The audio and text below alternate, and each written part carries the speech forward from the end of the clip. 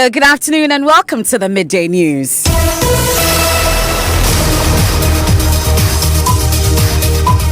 This bulletin is coming to you live from our studios here at Kokomlimle in Accra on digital address GA0993341 on Joy 99.7 FM. It's also live on Love 99.5 FM in Kumasi, affiliates across the country on ABN Radio in London and around the world at myjoyonline.com. The news is brought to you by Telesol 4G, proudly Ghanaian. Telesol, Just a Touch, Mark Auto Parts Ghana, distributors of Isuzu and Chevy vehicles. Mark Auto Parts Ghana with you for the long run. Coming up in this edition, a family in pain. Wife of a bridegroom killed on his wedding day, hospitalized as a family struggles to come to terms with his death. That was when they heard that the bridegroom has actually passed away. But the bride is actually still on admission. We'll hear from family members and close relations on the mysterious circumstances surrounding his death. Also in this bulletin. I'd known Amaktekwe was very disciplined. For him to have been engaged in the misuse of soldiers to do what he did when we came into office. After much anticipation, Joy News special assignment Who Killed the Judges to air this week. We bring excerpts of the documentary detailing fresh revelations on the brutal murder of 3 Superior Court judges 36 years ago and tell you what to expect. No more defecation at the Cape Coast Castle. Residents of the town halt their dreadful behavior, which turned off tourists there following Joy News reports.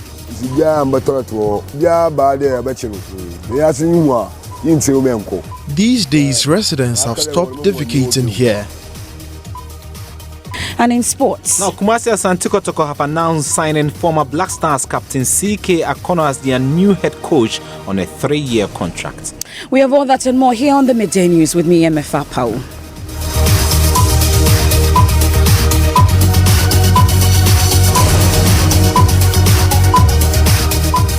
We start off on a rather sad note in Accra, where the wife of a bridegroom killed on his wedding day has been hospitalized as the family struggles to come to terms with his death. Janatil Fadal Yakubu became a widow the same day she became a bride on Sunday, September 30, 2018. She lost her husband, Disu Kamaro, barely an hour after she was to begin a new phase of her life.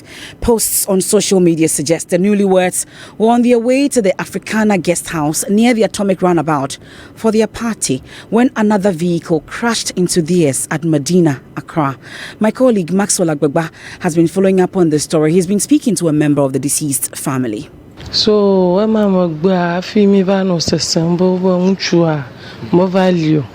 She says that was when they heard that the bridegroom has actually passed away.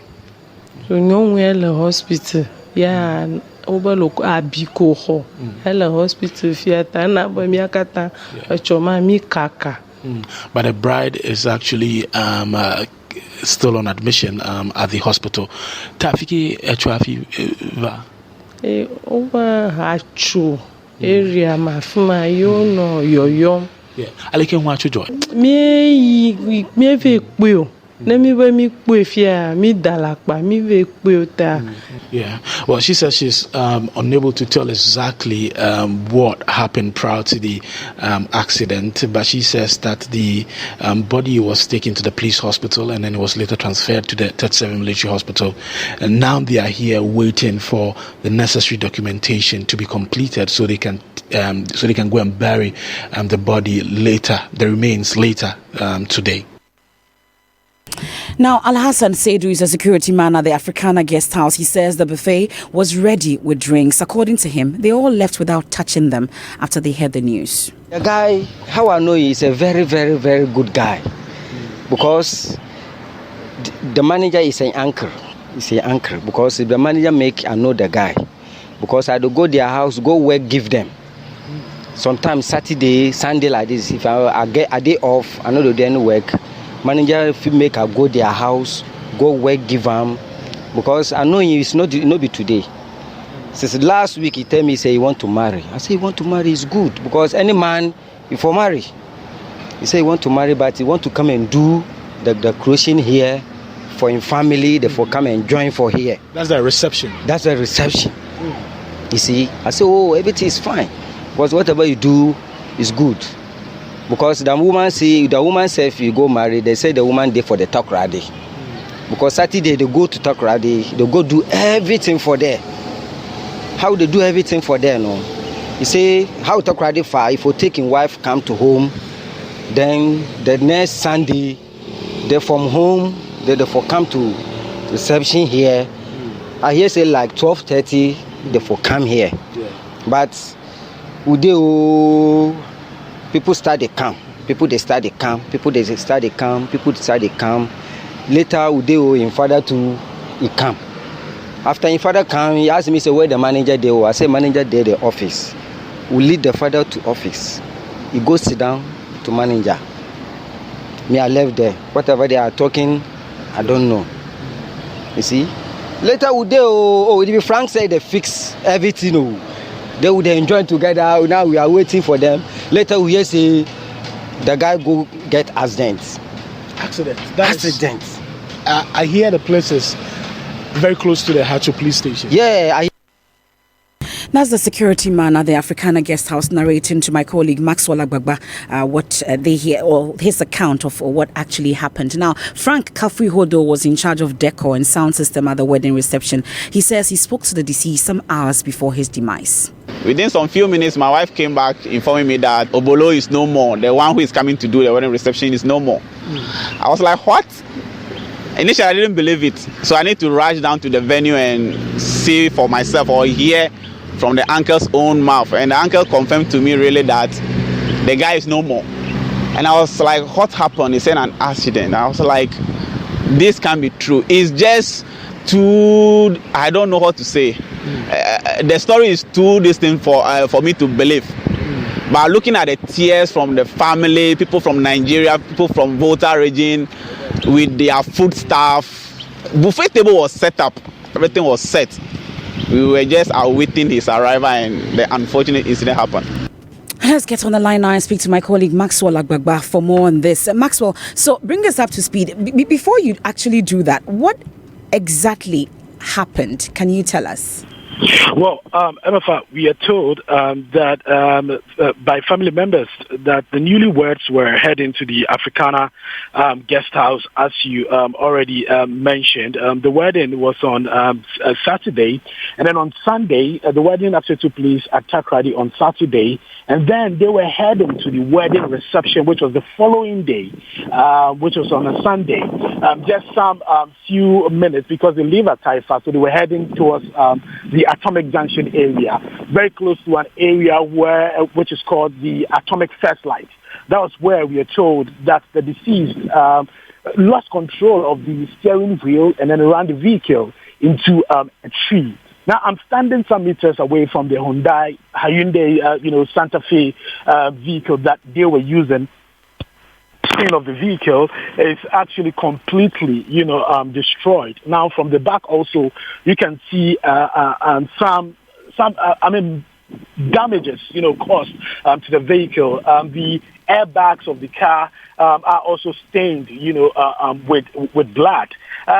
Now, family members are hoping, to finish with the necessary documentation so they can bury the deceased in adherence to Islamic custom. One of the police officers I've been speaking to say they are almost done with the needed, processes. Some friends of the deceased we have been speaking to say they are grief-stricken and terrified by the incident. One of them says the deceased sent him an invite to the wedding reception on WhatsApp on Saturday. And he had planned to surprise the deceased with some of his old schoolmates from St. John's Grammar School, where the deceased actually had a second medication. He says they were on their way to the Atomic Junction, close to Medina, when they heard the news. Okay. They did not believe it until they were met with wailing at the gates of the reception ground, MFA. What are the police saying? Do we know? Well, they said they've completed all the needed processes so they can hand over the body, the remains, to the family. One of the police officers, we just drove to the Kwabena police station. We just drove to the Taifa police station, got back to the Kwabena police station. He was telling me that they're almost done with the needed documentation, and they would soon release the body, the remains, to the family. Forgive me for going back to that, but have we heard from the bride? We're told she was still in the hospital. Does she know that the groom is dead? What do we know? Well, some of the family members we've been speaking to say they are doing everything possible to keep the news, away from her. So they've tried taking her phones and, other things that would give her an idea of what exactly has happened. Because the entire family is shattered. Everybody's shattered. They are distraught. It was very difficult even getting some of the family members to actually, speak to the issue. And as it stands now, they're doing everything possible to keep the news away from the bride. That's Maxwell Agbagba there, following that rather sad incident. You're still listening to the Midday News here on Joy 99.7 FM. I'd known Amaktek Kwe as a very disciplined person. For him to have been engaged in the misuse of soldiers to do what he did when we came into office.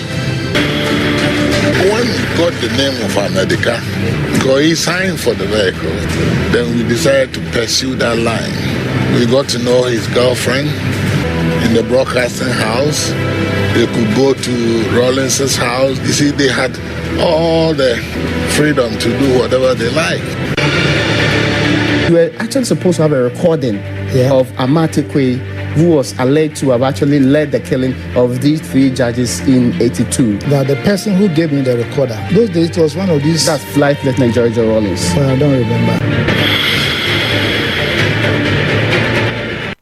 Excerpts of Joy News documentary film on the brutal murder of 3 High Court judges 36 years ago who killed the judges. The documentary, which is the second of Joy News special assignment reports, will review fresh and exclusive details on how those suspected to have abducted and killed the 3 judges and a retired army major in 1982 were identified and arrested.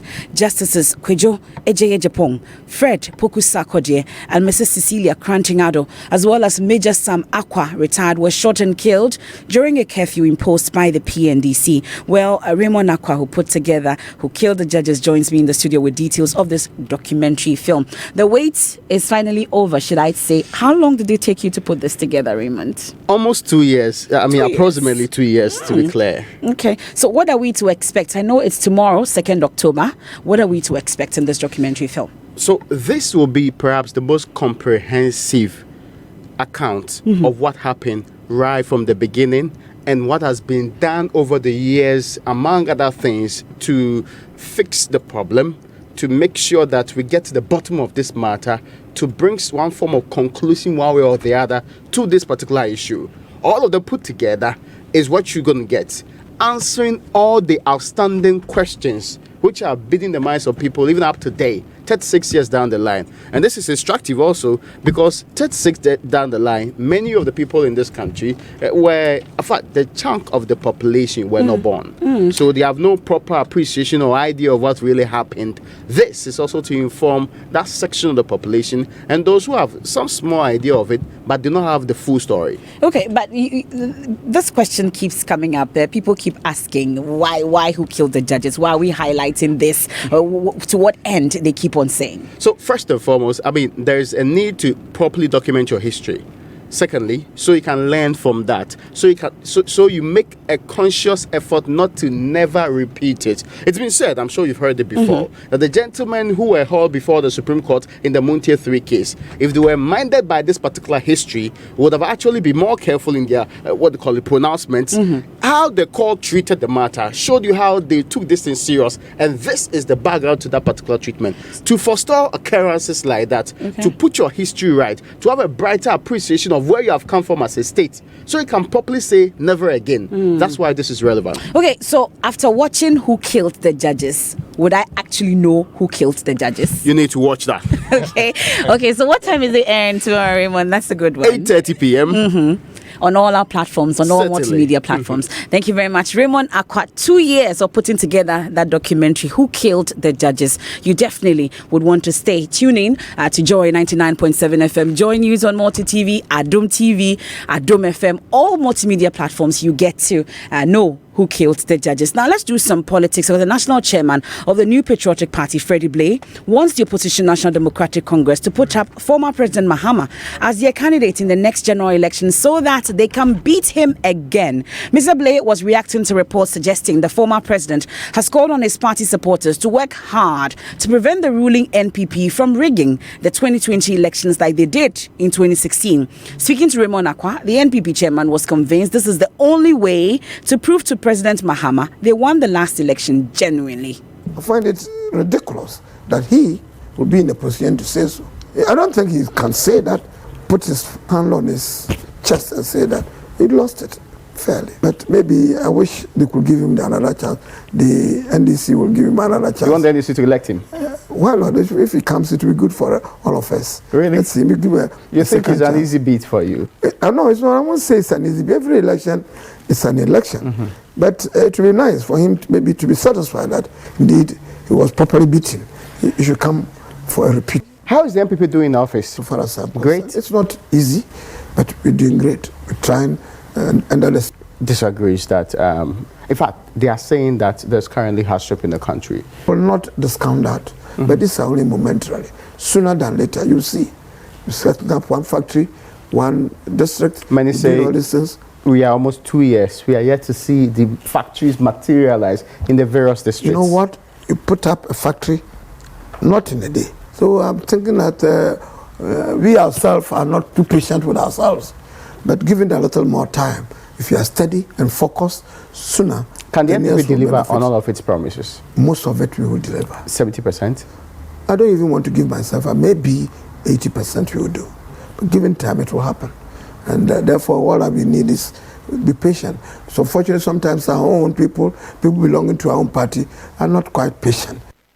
Freddie Blay is national chairman of the NPP. Now, former President Mahama has denied reports suggesting he will collapse the free SHS policy. Over the weekend, President Akufo-Addo warned the planned review of the free SHS policy by the NDC government will lead to the collapse of the program. His warning comes on the back of former President John Mahama's recent claim during campaigning in the central region that he will review the free senior high school policy if he is voted back into power. Addressing the Ghanaian community in Washington, D.C., President Akufo-Addo expressed alarm at the former president's comment. I'm alarmed by this concept of review because anytime our political opponents have talked about reviewing our policies, it has been really a synonym for collapsing the policies.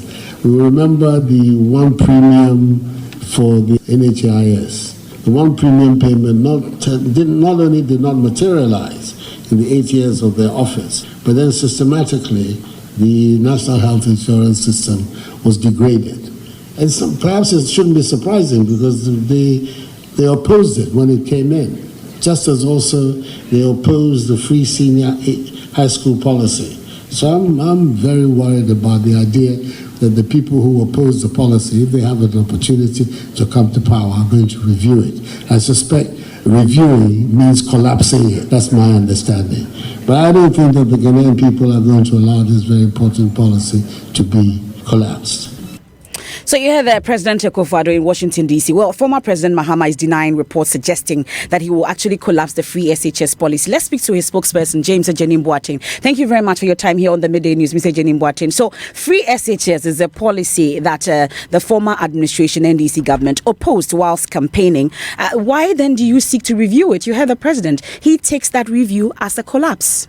First, good afternoon. Thank you for the opportunity to speak with you. First and foremost, it's important to correct the erroneous impression in your question. The NDC has never been opposed to free secondary education. Indeed, the issue of making education free is a constitutional edict, and in office, the NDC has been committed to the pursuit of that, which explains why we took a three-pronged approach to ensuring secondary education, which is 1, to widen access, 2, to improve quality, and 3, to make it affordable. I mean, it beats my mind that the only conclusion that His Excellency the President Nana Addo could come to when Mr. Mahama talks about reviewing the lackluster performance we have seen, the symbolic implementation of free HSS. It beats my mind that the only conclusion he can come to is that it will lead to a collapse. In any case, he makes an allusion to national health insurance. That can certainly not be right. That is, and the record is there for all to know. In 2013 alone, outpatient utilization of national health insurance rose to 27.4 million from the 16.6 million in 2009. So the record is there, the record is clear, and the record speaks for itself. Then the question for many is then that what kind of review would the free SHS policy see under the Mahama administration? What we are all witnesses, and I'm sure that your own radio station and your other outlets have on a daily basis been covering the challenges that have come with the implementation of a free secondary school education. We all do know that from sometime in June up to October, there are students who are qualified and should be entering secondary school who are still sitting at home. We are told by government that they will enter sometime in November. The question is whether or not this is the best way to implement a policy that seeks to make Ghanaian students, because it's a global environment now, whether this is the best we can do to make Ghanaian students competitive. What former President John Dramani Mahama said in Cape Coast was that there are challenges with the system as he has observed, and we are all pretty much aware of that, and that there's been calls on the government to hold a stakeholders review conference so that educationists, teachers, students, parents, guardians, the clergy, all of them can come to one table and discuss and see how best to strengthen the system. But government is not heeding that call. And then he proceeds to say that, I believe that if Ghanaians come together, we can come out with a workable timetable and schedule for implementing free SHS.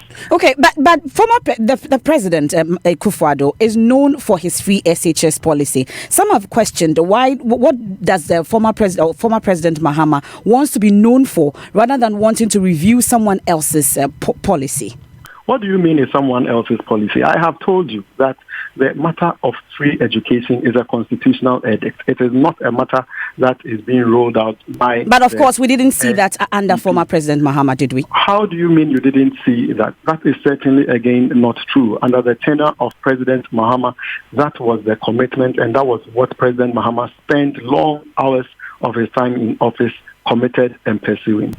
Very well. We're grateful for your time. That's a spokesperson for former President John Dramani Mahama, James Ejenim Boateng. Let's stay in the stables of the NDC because former mayor of Kumasi and close friend of former President Mahama, Kojo Bonsu, has submitted his letter of intent to the party to contest the flag bearership position of the NDC. Now, speaking to Joy News after submitting the letter, spokesperson for Kojo Bonsu, Mohammed Al-Hassan, says their candidate's intention is not in any way a betrayal of the trust and friendship with former President Mahama. Of course, we'll get more of that in our subsequent bulletins. You're still listening to the Midday News here on Joy 99.7 FM. Stories we've covered so far: a family in pain, wife of a bridegroom killed on his wedding day, hospitalized as the family struggles to come to terms with his death. And still to come, no more defecation at the Cape Coast Castle. Residents of the town put a halt to their dreadful behavior, which turned off tourists there, following Joy News reports.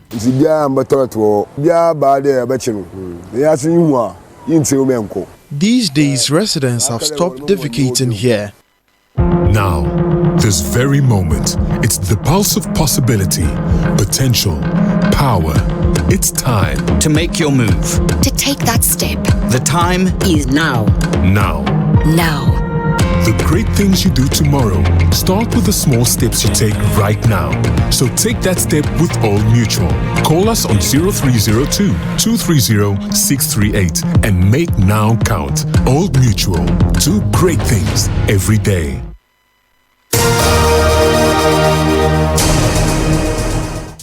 You're welcome back. Thanks for staying with us here on the Midday News. Ridwan Ibrahim Asante has the latest from the world of sports. Yes, it was such a nice weekend.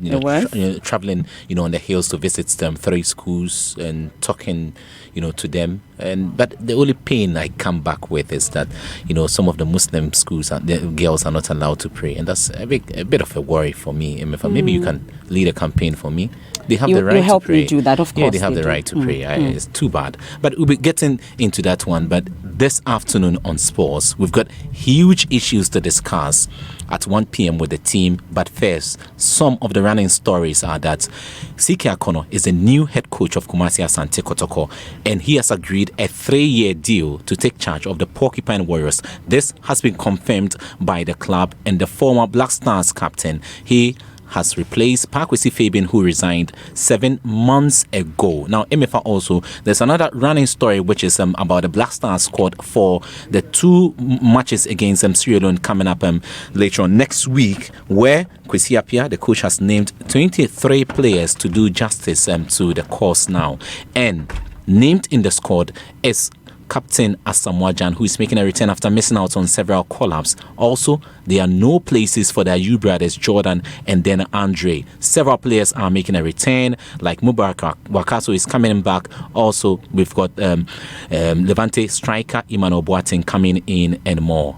From the Black Stars defender. He did not call Asamoah Gyan, Midday, all the big ones. He didn't call them, and we went there and we did what we have to do. Nothing. I mean, we all know what happened. All right. So for you, it's a good squad. Yeah, he's on the good. He's on the good list because he's the coach. Mm-hmm. He knows what he wants. He knows that this time I need this one. This one should come and then do it. But the final, that is, if God willing, we qualify to the AFCON, then you can talk about it. But now this is what he wants. He needs a striker. He needs somebody who can do something for him. So that is what he wants, and he called the president. That's it. That doesn't mean that he has a problem with any other. People. What is happening to them now? It has happened to us before. Okay, but Mr. So Johnson, it's not matter for me. You heard Sam Johnson there talking about the squad invited by Kwesi Appiah, and that will be major on the sports track at 1 p.m. with Gary Al Smith and the team, and also what's happening to Manchester United with Jose Mourinho and losing out yet again, and then we look forward to Champions League. I hear some people are drinking DDT already. Oh, Evans Mensah. Yeah, Ridwan, thank you very much for the latest from the world of sports. Now, work on the affordable housing project at Asokore Mampo in the Ashanti region is set to be complete in December. Officials put execution rates at 95% complete. On the occasion of World Habitat Day today, my colleague Nanasen Mensah has been visiting the project site to interact with the consultant. He joins us live on the line. Nanasen, so what did you find? MFR, thank you. The affordable housing project is still underway here at the Asokore Mampo municipality in the Ashanti region, and the project is expected to house over 3,000 prospective residents with over 1,098 flats, MFR. And according to management, the project is at its final stage of completion of approximately 90% completion. So the project is expected to be completed and handed over to government by the end of this year, MFR. And as the world celebrates the Habitat Day with the theme on solid waste management, I asked the consultant on how they are managing or how they are going to manage the waste of this prospective residents when the project is finally done. And then he tells me that they have earmarked a site here, and then they are actually constructing a biogas facility. So most of the prospective residents will be using gas for free. Nanas and Sumens, and they're now back here in Accra almost 2 years after the inauguration of some 1,500 housing units under the Saglemi housing project. There's no sign of life in what was described as a massive leap towards addressing Ghana's worsening housing deficits. Joseph Akable was there. We'll bring you his report later in our subsequent bulletins. Let's head to the central region. And in March this year, Joy News' Jojo Kobna filed a report on tourists complaining about open defecation just outside the walls of the Cape Coast Castle by residents there. We're told the situation has changed. Jojo Kobna returned to the area and came through with this report. For years, squatting and defecating behind the Cape Coast Castle was a normal thing to do. When Joy News lashed hard at coastal dwellers for desecrating a historical monument, the Ministry of Tourism came out with a game plan. We will also task GMMB to build a fence on the rocks behind the castle, so it will be a no buffer zone. If you have a guest, and if you look at the video, it's so embarrassing. You have a guest overlooking the cannons, being told about the history and the atrocities that occurred at Cape Coast Castle, and what you see is a young Ghanaian man doing the unthinkable. Behind the castle has not been fenced, but security men in plain clothes were placed there to parade the beach and arrest unrepentant deviants. That trick has yielded some positive response. The acting castle manager, Kingsley Okpoi, is a happy man. We appreciate the effort of Joy News for coming up with that piece. Some people looked at it and then appreciated it. Some other people look at it and then they were not too happy with it, because it casts a slur on the image of the country at large. The good news, like we said, that out of this, a lot has happened. Other communities along the beaches should learn from that. And just before we go, you've been talking about who killed the judges on social media. Maps is in the studios. Everybody is waiting, and yeah, everybody's waiting, and a lot of them are asking questions. So at Afril Kafu, who says, "What's the point of this documentary? I really can't wait to watch it." And this one is from at Raymond Jamie, who says, "Really, really exciting. Joy News #1 power." Also on Twitter, #Happy New Month is trending, and it's our birthday October, month. of course. Yeah. The best of one in October. And that's it for the Midday News here on Joy 99.7 FM. There's more news when you log on to myjoyonline.com. Who killed the judges is #. It's airing tomorrow. You want to stay on all multimedia platforms to catch it. Have a good afternoon.